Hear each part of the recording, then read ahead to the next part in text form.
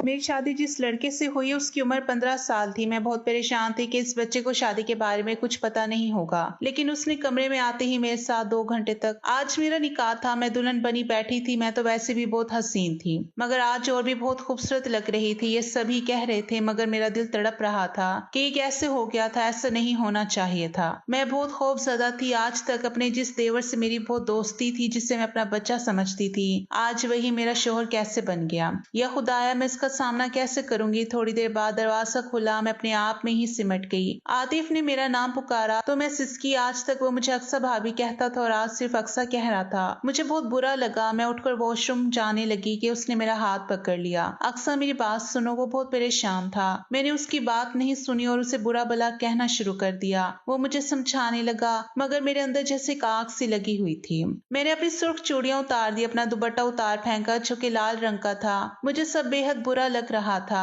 मुझे आतिफ से घिन आ रही थी। मैंने उससे कहा कि वो मेरे कमरे से निकल जाए। तभी वो मुझे समझाने लगा कि अम्मी अब्बू क्या कहेंगे, मगर मैं कुछ नहीं सुनना चाहती थी। मुझ पर यह बंधन जबरदस्ती बांधा गया था। वो अफसोस से मुझे देखता कमरे से निकल गया। मेरी पहली शादी धूमधाम से हुई थी। हमजा ने मुझे एक शादी में देखा था और वो मेरे दीवाने हो गए थे। फिर तो उनके माँ बाप ने मेरे घर की दहलीज पकड़ ली। रोज आते थे कि अक्सर का रिश्ता हमें दे दें। आखिरकार ये रिश्ता कबूल कर लिया गया। झट मंगनी और पट ब्याह हो गया। मैं बहुत खुश थी। हमसा का प्यार, उनकी मोहब्बत मुझसे संभाले नहीं संभलती थी। जितनी मोहब्बत वो मुझसे करते थे उससे ज्यादा मैं उनसे करने लगी। घर में अंकल आंटी और मेरा छोटा देवर, हम सब साथ रहते थे। जबकि मेरी नंद की शादी हो गई थी। वह हमसा से बड़ी थी। मेरी सास मुझसे बहुत मोहब्बत करती थी। मैं भी हर मुमकिन उनकी खिदमत करती और आतिफ तो जैसे मेरे लिए किसी बच्चे की मानी था। हर वक्त मेरे आगे पीछे घूमता रहता। भाभी आप बहुत अच्छी हैं, वो मेरा माथा चूमता। मैं उसे गले से लगा लेती। जब भी आतिफ को कोई काम होता वो मुझसे कहता, मैं उसकी हर जरूरत का ख्याल रखती। वो अब बड़ा हो गया था, तभी कॉलेज जाने लगा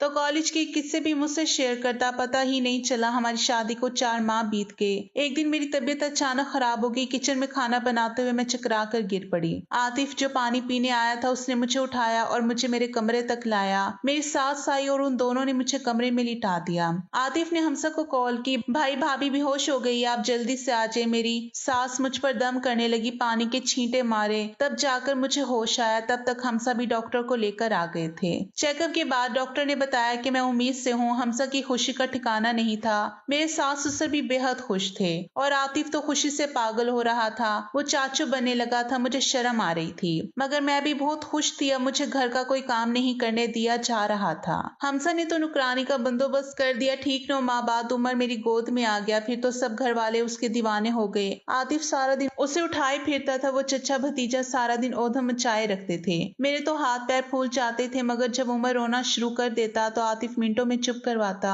उमर हमजा से भी ज्यादा आतिफ का दीवाना था, क्योंकि हमजा का वक्त ज्यादातर घर से बाहर गुजरता। वो जब घर आते ज्यादातर थके हुए होते। उनके आने तक वो भी सो चुका होता। अब उमर 1 साल का हो चुका था। मैं फिर से प्रेग्नेंट हो चुकी थी। मुझे खबर ही ना हुई। मैं परेशान थी क्योंकि उमर अभी छोटा था। वो अम्मी अबू और आतिफ के साथ खुश रहता था। हमजा के समझाने पर मैं कुछ नॉर्मल हुई। अभी मुझे 5वां महीना चल रहा था। हमजा अपनी किसी क्लाइंट से मिलने शहर से बाहर गए हुए थे। मुझे बहुत डर लग रहा था क्योंकि वहाँ हालात ठीक नहीं थे, मगर हमजा ने मुझे तसल्ली दी कि जब तक तुम्हारी मोहब्बत मेरे साथ है मुझे कुछ नहीं होगा। वो मुझे अपना और बच्चों का ख्याल रखने का कहकर चले गए। उन्हें गए हुए 2 दिन हो गए थे। उनसे बस से एक बार फोन पर बात हुई थी। एक दिन हम सब लॉन्च में बैठे टीवी देख रहे थे। मेरे ससुर उस वक्त खबरें सुनते थे। खबरों में एक ब्रेकिंग न्यूज थी कि कराची जाने वाली बस को डाकुओं ने घेर लिया और मुसाफिर जो कराची से और दूसरे शहरों से आए थे सबको बंदी बना लिया। ये खबर सुनते ही हम परेशान हो गए। मैंने जल्दी से हमजा को कॉल मिलाई, मगर रिंग जा रही थी, कोई रिसीव नहीं कर रहा था।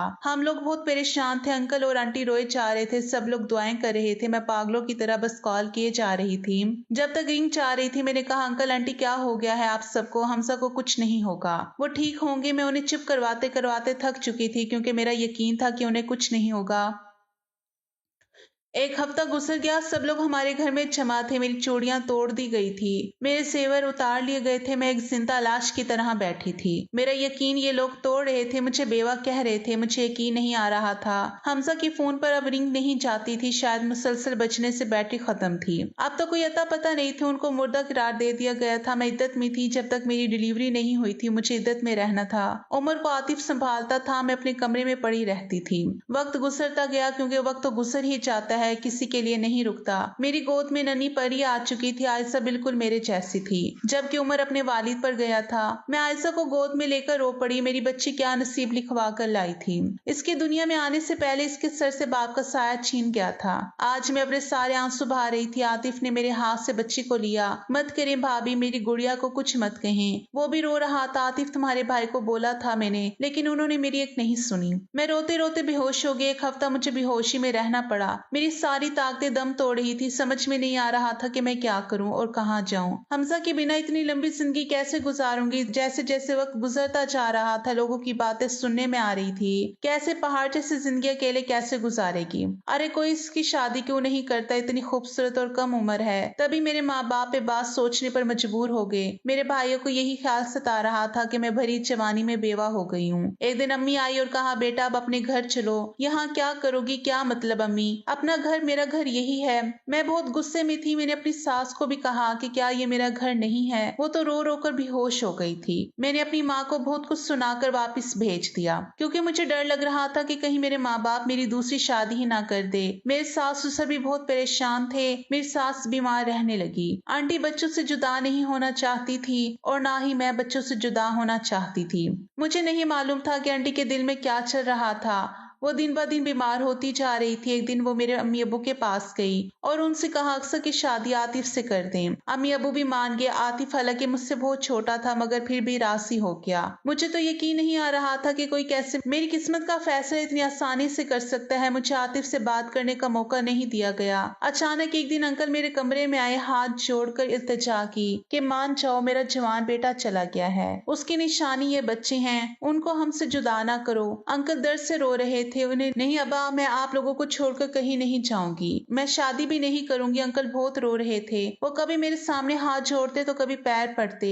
मुझसे उनकी यह हालत देखी नहीं जा रही थी। मैं मजबूर हो गई। वो चले गए, मैं सिसकती रह गई और उनके सामने हामी भर ली। वो तो चले गए और आज मेरा देवर मेरा शोहर बना बैठा था। मैंने कपड़े तब्दील किए और नींद की गोली खाकर सोने की कोशिश करने लगी, मगर नींद कोसों दूर थी। मैं अपने कमरे में ही थी। मैं आतिफ के कमरे में मौजूद थी, मगर वो शायद मेरे बच्चों के कमरे में था। वैसे भी वो ज्यादा वक्त उन्हीं के साथ गुजारता था। सुबह होने लगी, आतिफ कमरे में आया तो मुझे बहुत बुरा लगा कि उसकी हिम्मत कैसे हुई मेरे साथ एक ही कमरे में रहे। तभी मैं उठी और बाहर निकल आई। बच्चों के कमरे में आए, मैंने तो आतिफ से बात करना भी छोड़ दिया था। वो खुद मुझसे बात करने की कोशिश करता। एक दिन वो मेरे कमरे में था तो फिर उसने मुझे पुकारा कि मुझे आपसे कोई बात करनी है, मगर मुझे उससे कोई बात नहीं करनी थी। तो फिर उसने बताया कि वो भी मजबूर हो गया था।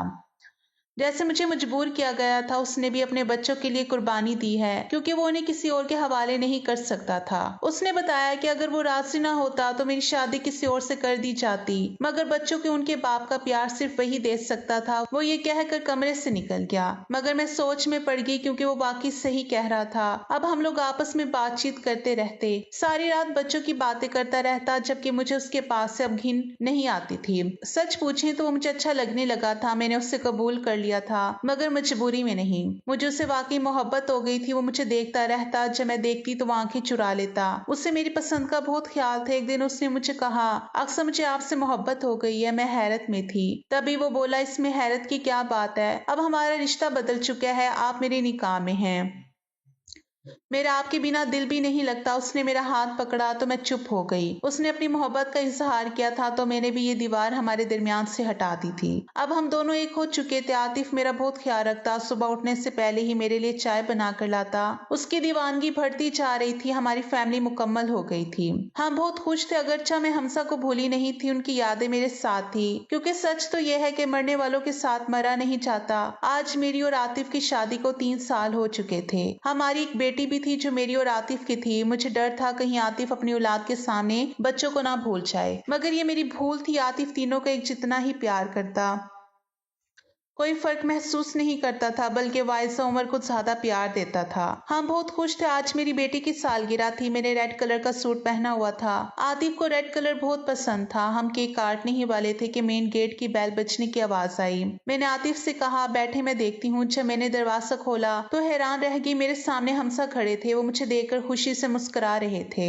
मगर मेरी मुस्कुराहट गायब हो चुकी थी। आतिफ पीछे से आवाज दे रहे थे। जब वो आगे आए तो वो भी हैरान रह गए। मेरी तो आवाज नहीं निकल रही थी मगर आतिफ ने पुकारा भाई और फिर उसके गले लग गया। अंकल आंटी देखकर बहुत खुश हुए, सब लोग रो रहे थे। ये खुशी के आंसू थे मगर एक मैं थी जो खुश नहीं थी। अगर मेरी शादी ना हुई होती तो आज मेरी खुशी का कोई ठिकाना ना होता, मगर आज मैं ऐसे दुराहे पर खड़ी थी। हमसा ने बच्चों को प्यार किया। आयशा को वो पहली बार देख रहे थे। सबके पूछने पर उन्होंने बताया कि उन डाकुओं ने कुछ लोगों को कैद में रखा था, जिनमें मैं भी शामिल था। हमें ऐसी जगह पर रखा गया था जहाँ कोई आबादी नहीं थी, बस पहाड़ी पहाड़ थे। हमसे काम करवाया जाता था और पैरों में जंजीरें बंधी हुई थी। एक आदमी ने वहां से भागने की कोशिश की तो उसका बुरा हश्र हो गया था। तभी हम लोगों ने डर के मारे वहां से भागने की कोशिश नहीं की, मगर आज फौज की मुदाखलत से हम सबको राह कर दिया गया। वो खुशी से बता रहे थे, सब बहुत खुश थे कि अचानक हमसे ने पूछा यह बच्ची किसकी है। वो मेरी बेटी आयशा को देख रहे थे जो मेरी गोद में थी। हम सबको सांप सूंघे आतिफ ने कहा ये मेरी बेटी है।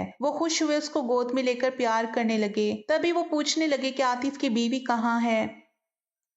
तो आतिफ ने उनकी बात टाल दी और कहा खाना खा ले। मैंने खाना लगा दिया, सब लोग खाना खाने लगे। मैं और आतिफ बस प्लेट में चम्मच ही चला रहे थे।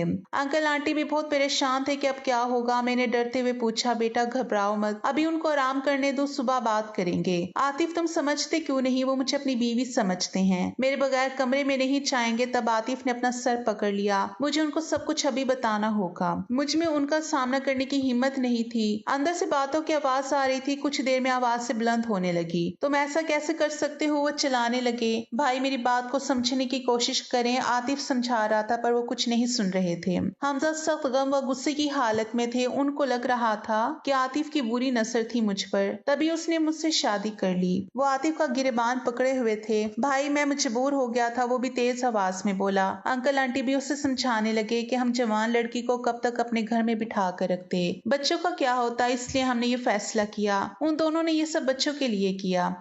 हम सब चुप हो गए थे। वो समझ गए थे कि इनके बाद हालात कैसे हो गए हैं। ठीक है अम्मी, लेकिन अब तो मैं आ गया हूँ, अब अक्सा मेरी बीवी है। आतिफ के माथे पे बल पड़ गए। मेरी धड़कनें बढ़ गई कि अब क्या होगा। नहीं भाई, अब वो हमारी बीवी है, आपकी नहीं, आतिफ ने हिम्मत करके कहा। तभी वो चिल्लाने लगी। तभी अंकल बीच में आए और दोनों के सामने हाथ जोड़े। चुप हो जाओ, मैं ये फैसला तुम लोगों पर नहीं छोड़ता। हमें फतवा लेना पड़ेगा। सब लोग अपने कमरे में जाओ, अब रात को किसी को नींद नहीं आई। आतिफ मेरे फोन पर मैसेज किए जा रहा था जबकि मैं बच्चों के कमरे में थी। आतिफ को डर था कि कहीं मैं उसे छोड़ ना दूं।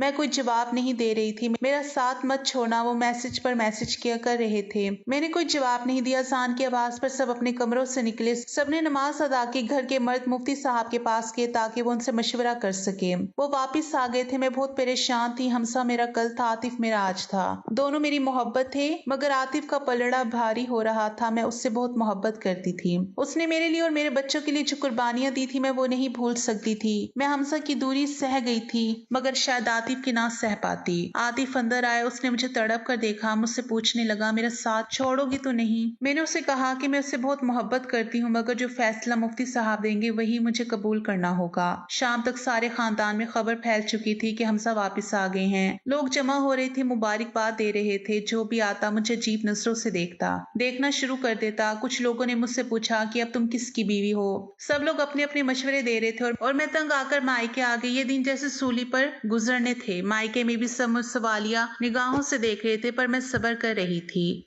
बच्चों को हमसा याद नहीं थे। आतिफ के लिए रोते और तंग करते। एक दिन मैंने आतिफ को फोन किया कि बच्चों को वापस ले जाओ, यहाँ बहुत तंग करते हैं, जबकि मैं किसी का सामना नहीं करना चाहती थी। हमसा ने एक तो मुफ्ती दीन से राब्ता किया था। उन सबका यही जवाब था कि मैं अब आतिफ की बीवी हूँ। वो बहुत गुस्से में थे। उन्होंने आतिफ से कहा कि वो मुझे तलाक दे दें ताकि वो मुझसे फिर से शादी कर ले। इस बात पर आतिफ राजी नहीं था। अब मुफ्ती साहब वापिस जा चुके थे। उन्होंने शाम का वक्त दिया था। शाम हो गई थी। फिर वो सब फतवा लेने के लिए चले गए। मुफ्ती साहब ने सब सुनकर कहा, देखें जब आपका बड़ा बेटा इतने साल तक नसर नहीं आया, ना ही कुछ आने का आसरा था, ऐसे में इसे मुर्दा माना जाता है। शरीयत की रूह से इतने अरसे तक निकाह खुद ब खुद खत्म हो जाता है। अगर शोहर जिंदा भी हो, बीवी से कोई राब्ता ना रखे, यानी बीवी को इल्म ना हो कि वो कहाँ है, जिंदा भी है, तो निकाह खुद ब खुद खत्म हो जाता है। अब ऐसे है कि आपकी बहू ने इद्दत गुजारी, फिर भी 1 साल इंतजार किया, मगर कोई जवाब उनको नहीं मिला, तो वो आजाद थी। और जो निकाह हुआ है वो जायज तरीके से हुआ है। अब अक्सा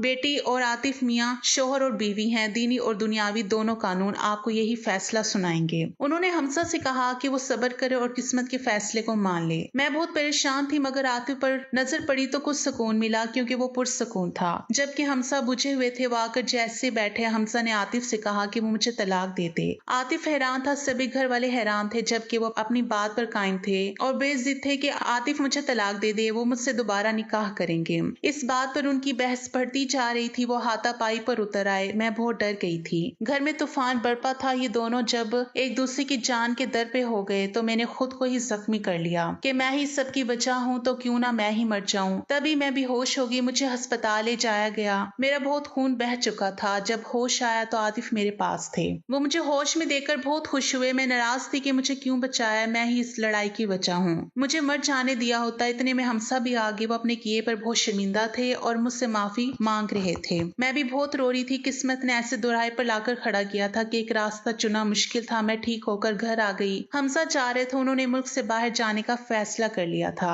अब वो हमारे बीच नहीं रहते। हमसा से मैंने माफी मांगी। वो जाते जाते मेरे कमरे में आए थे, कहने लगे मुझे तुमसे कोई गिला नहीं। वो थके कदमों से बाहर जाने लगे। तभी आतिफ मुझे कहने लगे, इसमें तुम्हारी कोई गलती नहीं है, ये सब किस्मत के खेल है और किस्मत के आगे इंसान बेबस है।